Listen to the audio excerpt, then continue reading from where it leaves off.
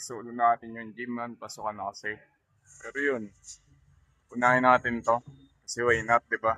Lagi natin muna yung dumbbell press or minsan that pull down. Sayang naman ngayon walang gumagamit. So, what more na gamitin pa natin, di ba? Yun, grabe. Mga nakaraang araw, di ako nakapag-usap sa inyo kasi ang lakas ng sounds man, tignan mo. Ganda ng sound system dito. Bukod dun sa chest play kasi sa men. Grabe yung pagka-bass. Pero yun, ilan na kami ni Kuya, dalawa lang. Dalawa lang kami dito kasi mga coaches. Pero yun, duwat na tayo. Grabe.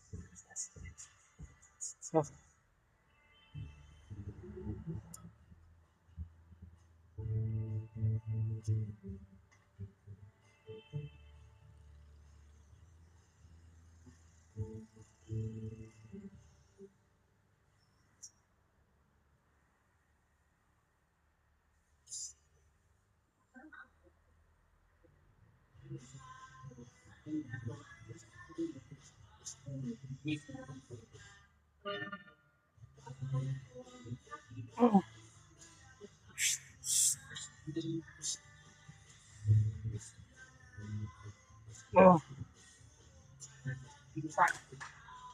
hindi na kaya man. Napamendigdig na natin. Isang set pa tayo nito, tapos diretso tayo sa that pull down. Grabe. Pangalawang set natin, tinanggal natin yung pump cover kasi tangin ng init. Iba lang kagabi, ewan. Kasi ang lamig kagabi. Pero ngayon, grabe yung init ngayon. Pero makadibdim sa labas. Sana naman wag umulan pag umuwi na tayo. Pero yun, ang ang kinain ko, pandesal, tsaka chocomocho, 7 pandesal. May magchat-chat dyan, sabihin, ang unhealthy naman nun. Hindi unhealthy yung pandesal. Basta pasok siya sa calories mo. Diba? May study nga dun yung kumain siya ng junk food. Pero, bawasan pa rin siya ng timbang, men. Yan gumagana yung calories, parang thermodynamics. Calories in, calories out. Pero yun, hinap na ng yapping. Ewan ko narinig nyo, malakas yung sound. Pero ito, mga 5 lang tayo. Ilan to? 60 kilograms. So, bali 40 kilogram na lang tayo palayo sa 100. Which is mamamax na natin itong machine. Tapos, baka mag-incline bench na tayo. Pag lumakas tayo. Pero yun, start na natin tong set na to. Para mapag-let pull down na to.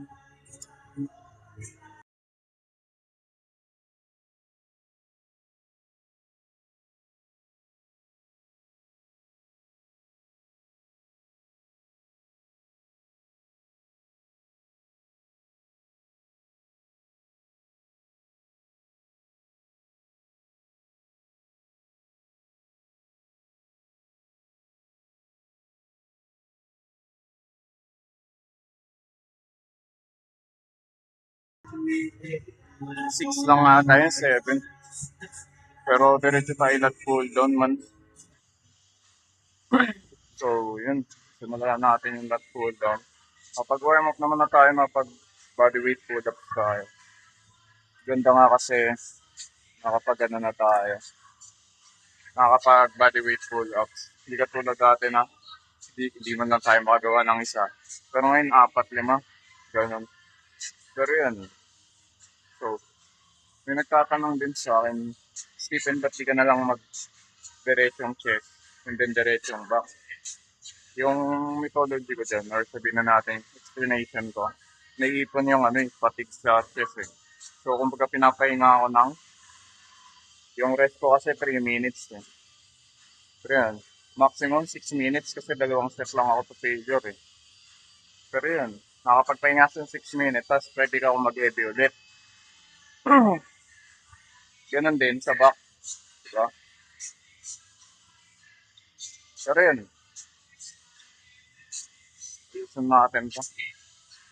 Ganda, ang ganda. Ganda ng buhat natin ngayon kahit tayo ng katawan natin bumuhat man. Fit. Naka-PR tayo dun sa chest press.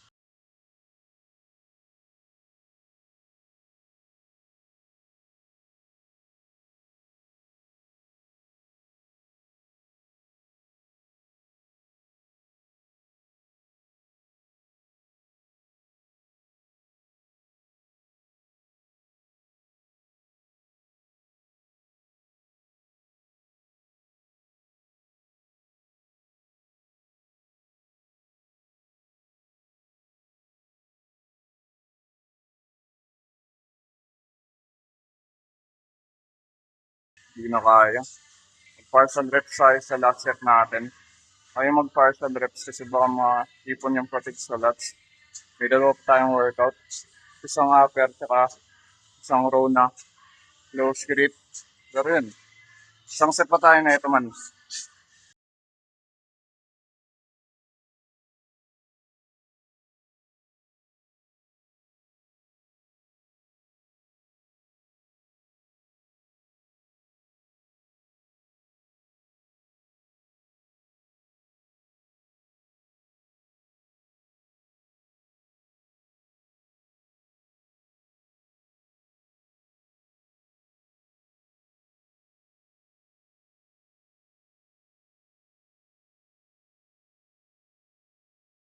Yun na tayo sa table fly. Next set natin.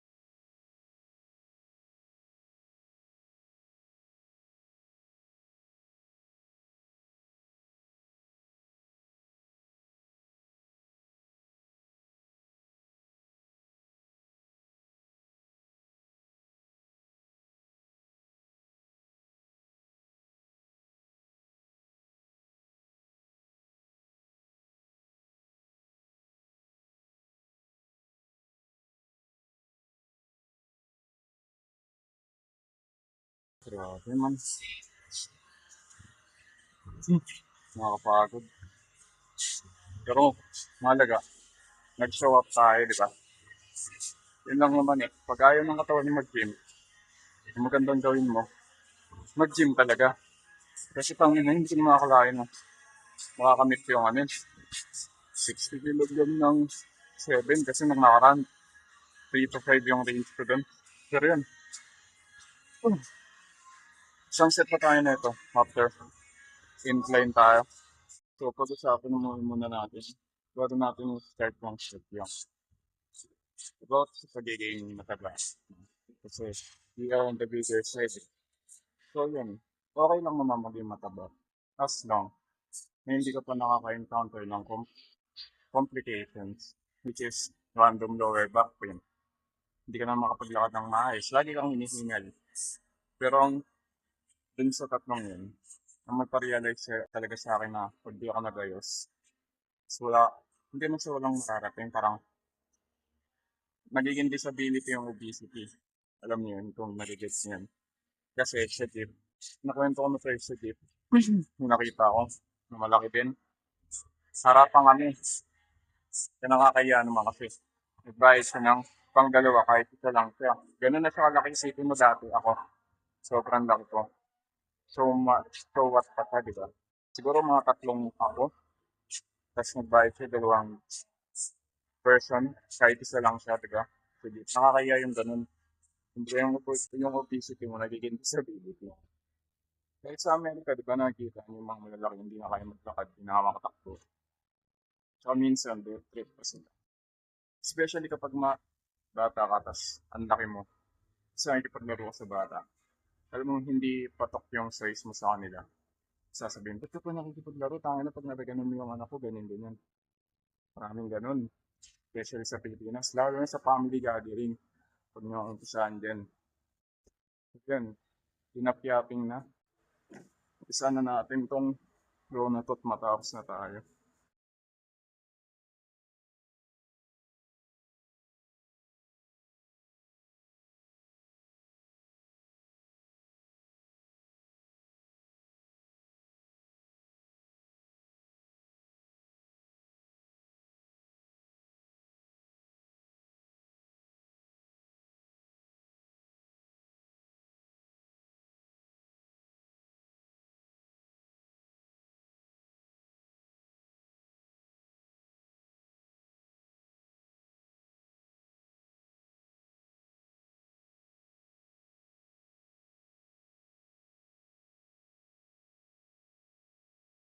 Doon tayo sa entrance. Doon tayo magkakalat.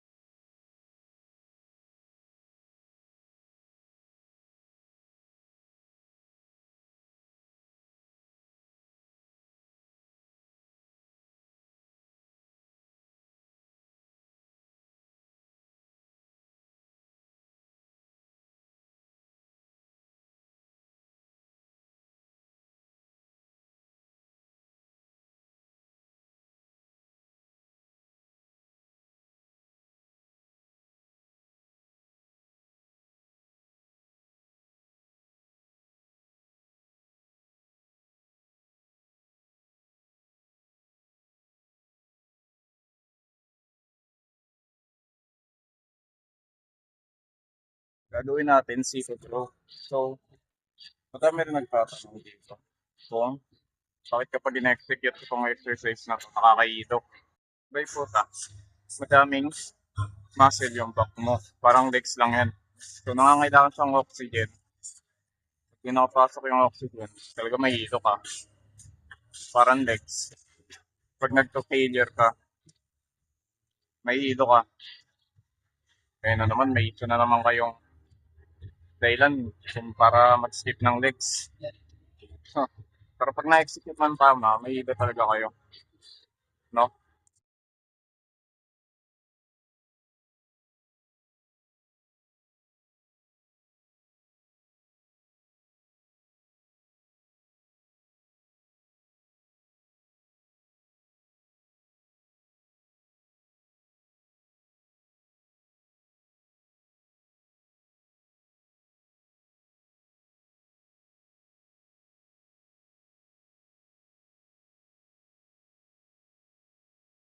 Hindi na tayo magkikelso kasi nag-kelso. Tuwag na tayo dun eh. Isang set na tayo na ito din. Legs na. So, usapan ulit natin yung topic about matataba. Usually, pag payata, di ba natin makakausap? Sabi ka naman dati, kailangan mo papayat, etc. Actually, yung mga matataba dati, hindi sila okay man. Promise. Magiging self-conscious ka. Conscious ka. Kasi ang dami mo na-forward. Na? Mga upuan, mga bagay, gano'n. Nakaka-stress lang. Diba? Kasi yun yung hindi nakikita ng ibang tao na hindi matuman sa pagkakili matataas.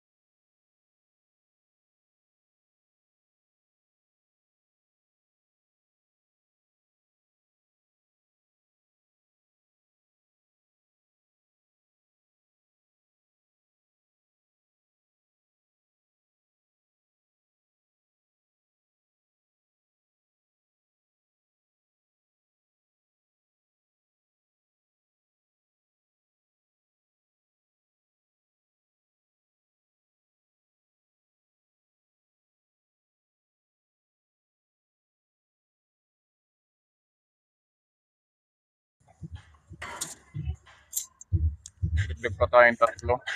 Baba natin ng 143.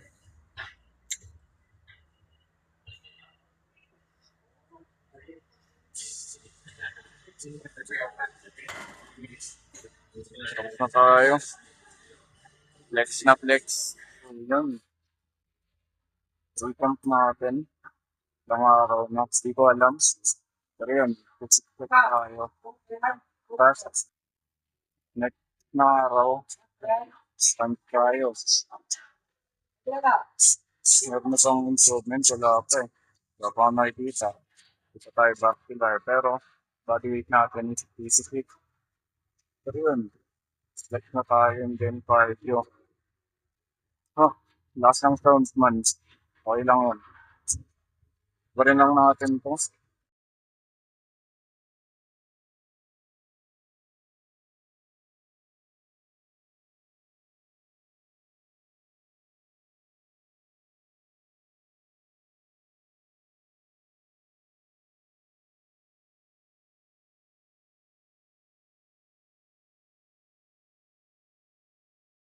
Dami pa natin lose. Yung tanga ng pangit tignan.